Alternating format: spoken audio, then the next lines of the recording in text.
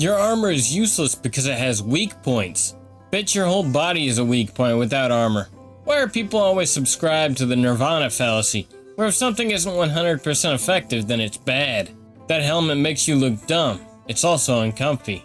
I've worn helmets like that. They're insanely uncomfy.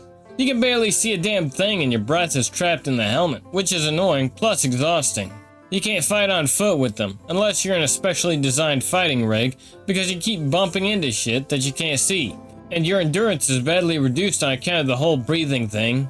I think they were exclusive for cavalry, with the heaviest closed helmets specific to sports jousting. Infantry would always prefer open sallets, kettle hats, etc. Great helms were used by cavalry. Men wore smaller helmets under them and took the great helm off when not doing a cavalry charge. No one used great helms on foot, ever, unless they were dismounted in battle. Autists are prone to black and white thinking. Why are people always subscribed to the Nirvana fallacy where if something isn't 100% effective, then it's bad? No idea. This class of men ruled the European world for a good 800 years, but somehow Redditors and other dregs believe you can just push them over and stab them despite your peasant ass looking like a dwarf in comparison. Armor helps on so many layers of the survivability onion. Don't be engaged. If you have armor on, then enemies without the proper weapon will just outright avoid you if they can help it. Don't be hit.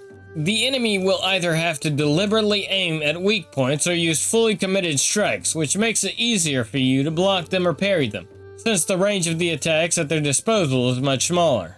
Don't be penetrated. The obvious function of armor, which it does very well, don't die.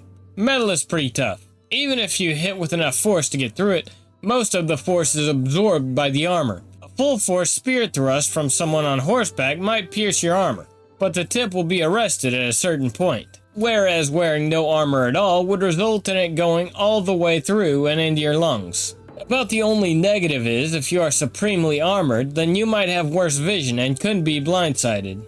But then comes the magic of just taking off the helmet or having a visored helmet. Or having a good middle ground of helmet that isn't quite as protective but still has good field of vision. You could call it poor fag mentality, but I see it as being more of an issue with anyone who's never really needed safety equipment before. And I mean need. If you've worked with microorganisms, high voltage, high temperature, etc., then you know that you need to invest in your own safety by acquiring the best PPE you can reasonably afford. Is the $250 arc flash kit your employer provides to meet their bare minimum insurance standards going to do the same job as the $1,500 kit you buy yourself? Mostly. That mostly, however, can be the difference between being carted off to a costly hospital stay with permanent nerve damage or walking away with a greater appreciation of your own mortality as sit through a 45-minute safety video. The kind of people who think armor is useless because it can be beaten are the same people who take safety squints literally. I mean, there's an easy way to settle this. One in-on wears a helmet, and the other doesn't. They take turns hitting each other in the head with sticks and see who passes out first. I'm assuming because of the obvious omission, both in-ons are naked, and thus the sticks are their penises. And I assume the first that ejaculates would pass out first. But I'm assuming because that's not always the case with me. I'm not gay or anything, but what you mentioned integrated with my interpretation with the addition of a little oil, it could be an interesting affair to watch.